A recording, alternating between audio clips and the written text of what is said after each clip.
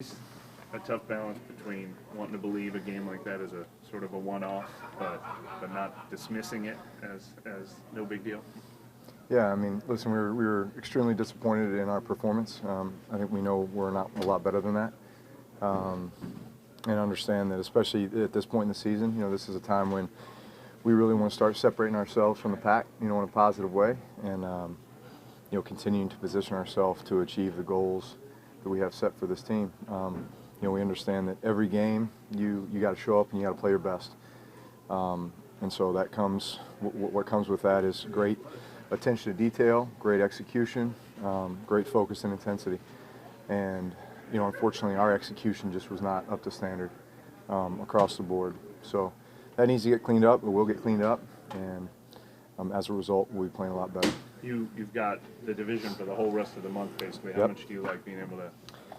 Yeah, I mean, these are defining games, obviously, because not only do you put yourself in a position to win one, but you put, someone in your division in a position to lose one, right? So that's why we always say, in a lot of cases, these are worth two. So these are important games. Knowing where your position is, does that make it easier, I guess, going down the stretch, Drew, to be able to focus, to know that, everything you want is still in your control? Yes. We control our destiny. What do you make of their secondary, and how would you relate what you see to where they rank, which is last in the league against the Bucs? Here's the thing. They're young, but they're talented. Look at the investment that they've made in their secondary over the last 3 years with draft picks. And if you just look at them, it's their second, third-round picks, first-round picks with Hargraves, a couple years ago, have all been invested into secondary players. So obviously they put a lot of time and attention there. They're number one defense versus the run. So here's the thing, like something's got to give, right? You turn on a lot of this film and it's, man, they're stuffing the run.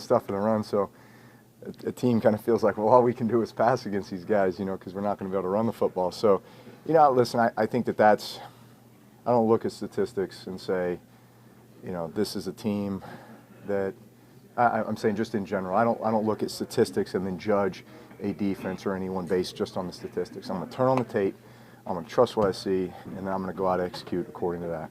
Drew, you all have done a good job in recent years of, I guess, not letting one of these turn into two. Is it something X's and O's wise, or is it just something with the makeup of this team that kind of prevents that? Well, there's that.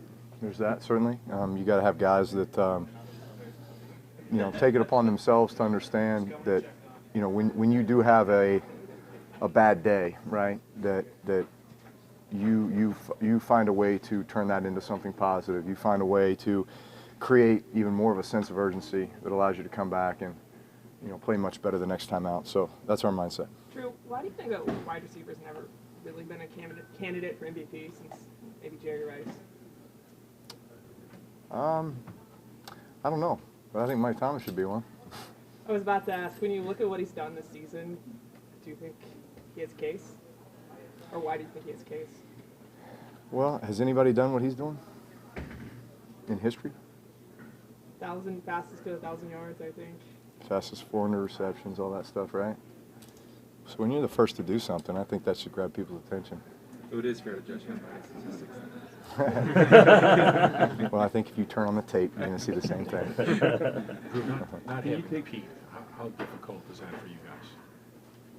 Well, of course, it's difficult because he's been a starter for 5 years now, and been one of the main components there with the front.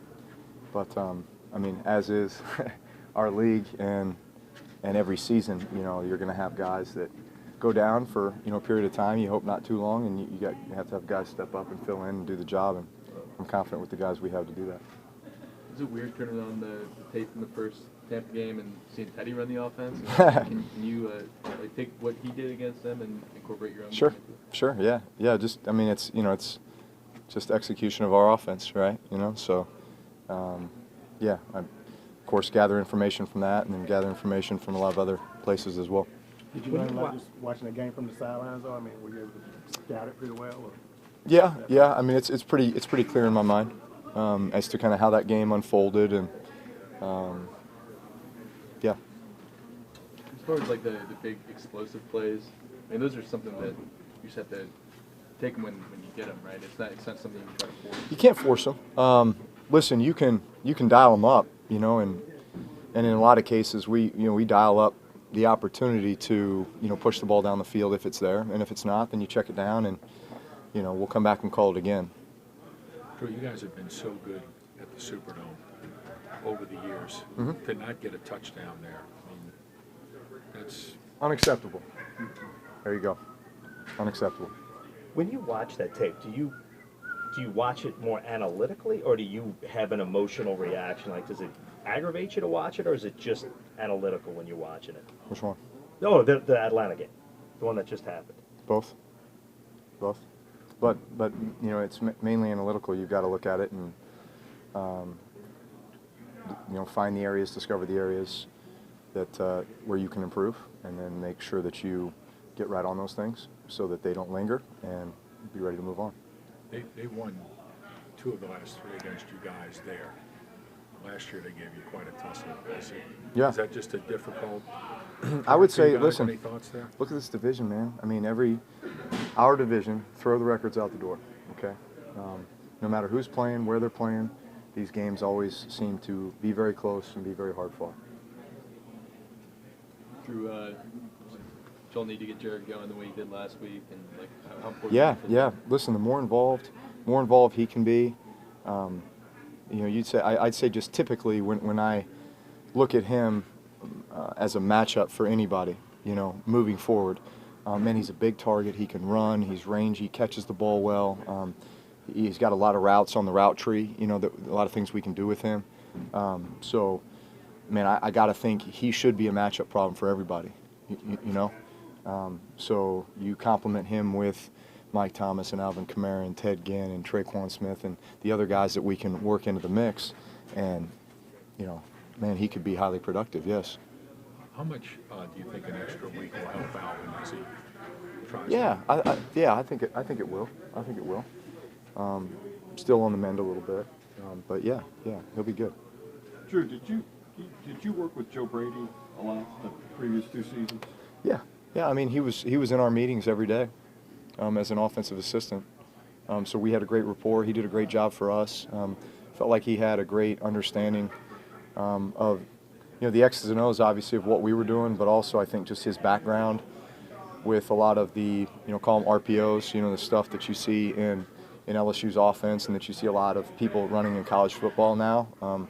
That's a real prevalent part of what a lot of teams do. And, you know, you got to have a smart, athletic quarterback that can execute those things and know when to give, know when to keep, know when to, you know, find open receivers in those looks. And obviously Joe Burrow's doing a great job, you know, executing that offense. Is it kind of surprising because, I mean, it wasn't like he was a mainline assistant with you guys? Well, you know, like I never, I don't know what the situation is up there with play calling and that kind of thing, over there, Baton Rouge. But I guess is it Ensminger and Joe Brady seem to be the 2 guys, right, that are working hand in hand to, you know, structure, you know, what they're doing on game day and then call it.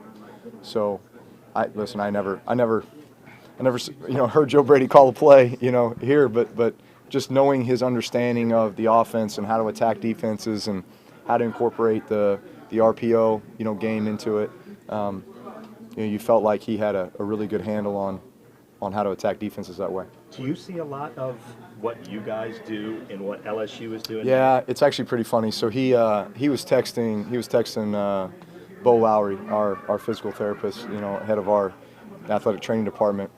It was maybe went back when they were playing Florida a couple weeks ago, and this is when I was rehabbing my thumb, so I was in there with Bo and we're watching TV, watching the game. And at the end of the game, they run this play.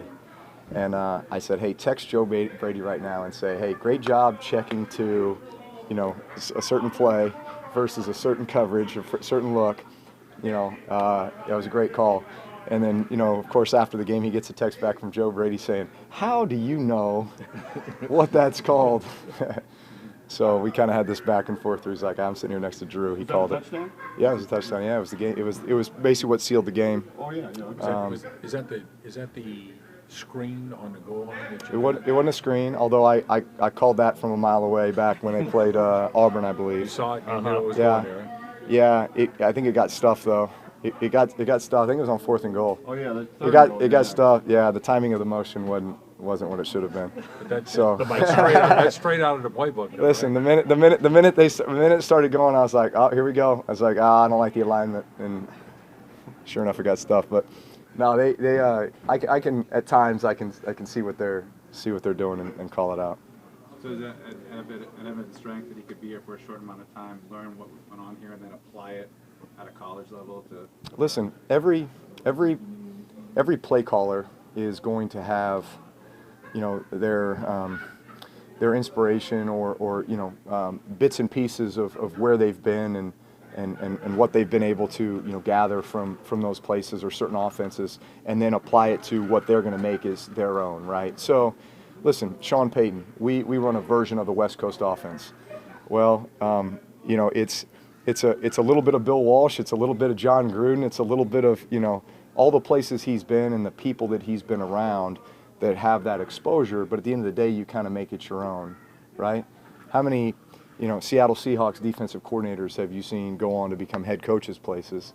And they're not running the exact same system, you know. They've got little nuances. It's stuff that they've maybe picked up along the way from other places, other people, other coordinators. And so, you know, you're in the family, so to speak. You're in the tribe, but you got your own little version. They seem to be better on the screen this year. Do you think that is kind of a little bit of his influence, because they seem to be running the screen play pretty well this year? I think they're doing everything pretty well, honestly. They've got a really good offense because they got a very good quarterback who's making great decisions. The RPO game is hard to defend, especially with that running back who looks just like Mark Ingram, by the way, 22. And then obviously a wealth of riches at receiver, right? And guys that can make a ton of plays. And so they're scoring points, man. They're running the football, they're throwing the football, and then obviously they're playing really good defense as well. So a lot of athletes on that field, but they're executing. They're doing a lot of things really well, and they're tough to defend on offense because, like you said, man, they can run, they can throw, they can screen game, they can, you know, they do a lot of stuff. Drew, have you ever played a football game with the flu? Have I? Yeah. I can't remember. High school, maybe. I mean, I can only imagine how Tehran was feeling on Sunday. Yeah, is that what you're getting at? Yeah. Okay.